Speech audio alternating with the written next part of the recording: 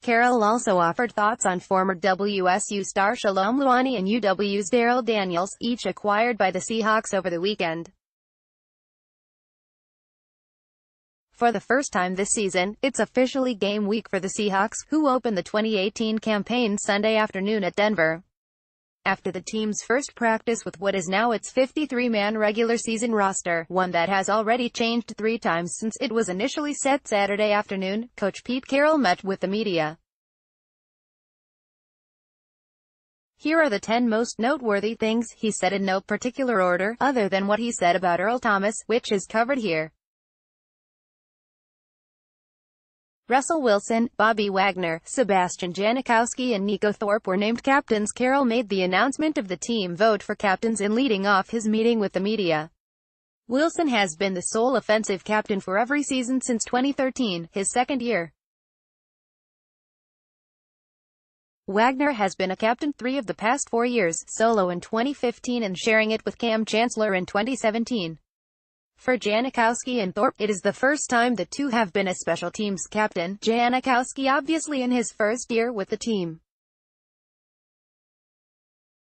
Departed punter John Ryan had been a special teams captain each of the past 4 years, sharing the duties in 2016 with the equally departed Deshaun Sheed. "I'm really happy to see those guys take the leadership role," Carroll said. "Obviously, the team really liked them and felt that they were the right guys. They'll be the guys that will take the leadership role as well as a bunch of other guys that will contribute too. Expect Shaquem Griffin to start at weak side linebacker against Denver. That's no surprise given that KJ Wright had arthroscopic knee surgery a week ago Monday. But Carroll seemed to confirm it when he talked about Griffin and noted that he is now entering a period of a number of firsts, including his first-time official start in the league. So we'll take each one step at a time. As for Wright, Carroll said he looks great but said he's still got some swelling and some stuff he's working on. It's a remarkable process he's on and I don't know why they knew he could get back in a couple of weeks. But he's got a shot. We'll see. Tedrick Thompson will play against the Broncos, expected to start at free safety. Thompson sat out the exhibition finale with rib and stinger injuries suffered against Minnesota and was limited in practice Monday. But Carroll said he's ready to go to against Denver. Thompson, who had just 8 defensive snaps last season, should start alongside strong safety Bradley McDougald in what would be, assuming Thomas doesn't end his holdout, the first game Seattle will play since 2009 without either Thomas or Chancellor starting at one of the 2 safety spots. Carroll was vague on if DJ Fluker will play against Denver, but J.R. Sweezy will start in his place if needed.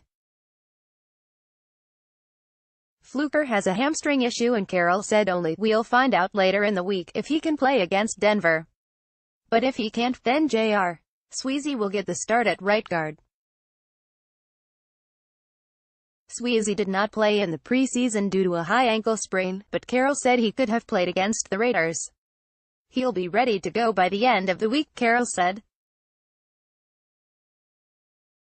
It's such a luxury for us to have him to step in for Fluke if we need him. Carroll said they need to see how Dion Jordan progresses this week before knowing if he can play Sunday. One of the real positives for Seattle during the weekend was removing defensive end Dion Jordan from the physically unable to perform list after he dealt with a stress reaction in his leg.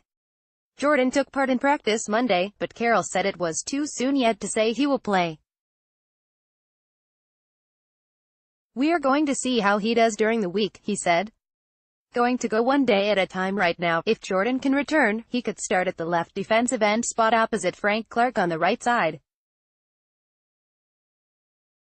Carroll said Clark, who was limited in camp after coming off hand surgery, is fine.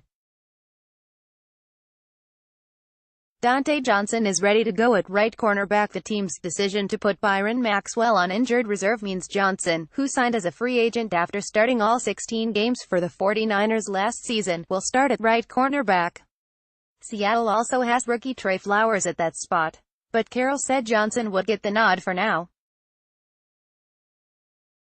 He's a big, 6'2", 200 pounds, good-looking kid on the spot and he's given us the confidence to go ahead and put him where we have him, Carroll said.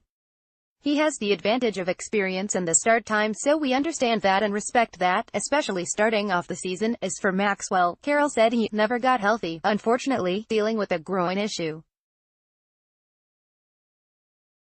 He just couldn't get well. Newly acquired Shalom Luani can play either strong or free safety. The Seahawks acquired the former Washington State star from Oakland on Saturday for a 2019 seventh-round draft choice to add depth in the secondary.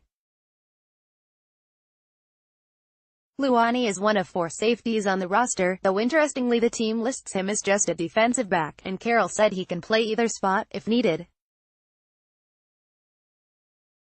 He's a good, tough guy, so that's the first thing we liked, Carroll said.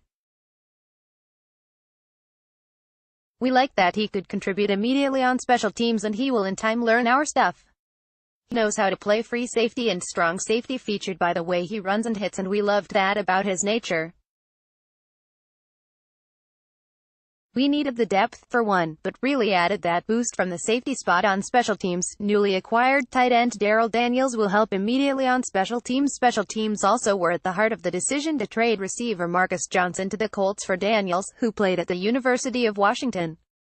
With Ed Dickson remaining on the non-football injury list to start the season, meaning he is out at least 6 weeks, Carroll said the team needed a third tight end behind Nick Vannett and will this lead to help that position out on special teams. We looked with kind of an edge towards special teams, Carroll said. Wanted to see that. We had a guy from that spot who could play and contribute on special teams. He can easily do that and he's a good blocker, a physical guy, and we liked the opportunity to add him. Newly added cornerback Simeon Thomas was a player the Seahawks had their eye on all along.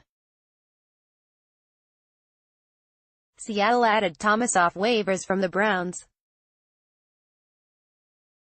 Thomas, who played at Louisiana Lafayette, was taken in the 6th round of the draft with the 188th choice shortly after the Seahawks took Flowers in the 5th round at 146. Carroll said Monday that the Seahawks considered Thomas when they took Flowers, noting they have similar characteristics.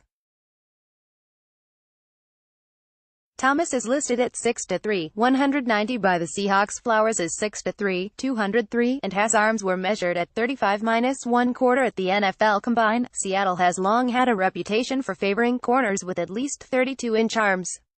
He was a guy we saw all the way through the draft, Carroll said. You probably can see why when you look at him, once you meet him and shake hands with him. He shakes hands with you from about 10 feet away. Just a real profile guy for us. We took Trey and those were the 2 guys in the draft I had my eye on. We were hoping we had a shot to get him, and when the opportunity opened up we jumped at it. Seahawks confident Ed Dickson and J.D. McKissic will be ready later in season. As noted above, Dickson has to miss at least 6 weeks now that he remains on the NFI list. Carroll said Dickson dealt with 3 different injuries during camp, all muscle-related issues, that also hampered his ability to stay in shape. He just hasn't been able to get back, Carroll said. He's had, really, 3 different things that bothered him in the process of trying to get back. All muscle-related issues and just couldn't get well.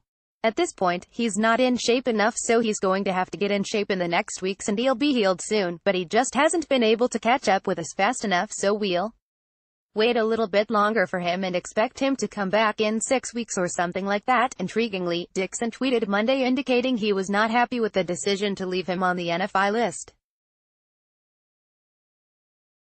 Can't say that I'm happy with the decision, but I'm trusting God's plan. I'll be ready when. McKissic was placed on injured reserve on Monday with a broken bone in his foot suffered in camp. He has to miss at least 8 games, and Carroll indicated he will be back at that point. He will be well halfway through his rehab, Carroll said, but he'll have to wait the length of the period. Seahawks coach Pete Carroll talks about the naming of the team's captains Monday.